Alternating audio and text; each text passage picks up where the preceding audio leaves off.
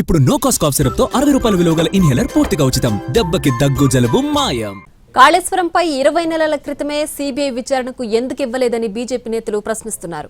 6 నెలల్లో నిగ్గు తేలుస్తామని చెప్పి ఇప్పటి వరకు ఎందుకు కాలయాపన చేశారని మండిపడ్డారు. కాంగ్రెస్ బీఆర్ఎస్ మధ్య చీకటి ఒప్పందం జరిగిందని ప్రజలకు అర్థమైందన్నారు బీజేపీ నేతలు.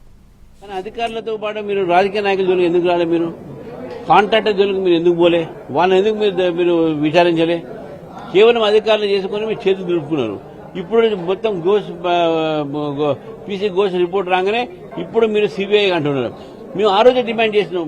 ఈ 20 నెలలను మీరు ఎందుకు ఇవ్వలేదంటే బీఆర్ఎస్ పార్టీలో ఉన్నటువంటి ఎవరైతే నిందితులుగా రేపు బయటపడతారో వాళ్లకు మీరు సాక్ష్యాలను మాయం చేయడానికి, తారుమారు చేయడానికి ఒక అవకాశం ఇచ్చారని చెప్పి మీరు అందుకే ఈ 20 నెలలు లేట్ చేశారని చెప్పి భావిస్తాం.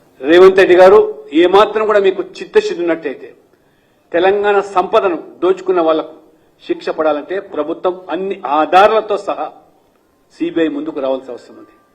సిబిఐ మీద నెపం నెట్టేసి తప్పించుకునే ప్రయత్నం చేస్తే తెలంగాణ ప్రజలు ఆగ్రహానికి, ఆవేశానికి మీరు బీఆర్ఎస్ కు పట్టినటువంటి గతే కాంగ్రెస్ కు రేవంత్ రెడ్డికి పడుతుందని చెప్పి నేను హెచ్చరిస్తున్నాను.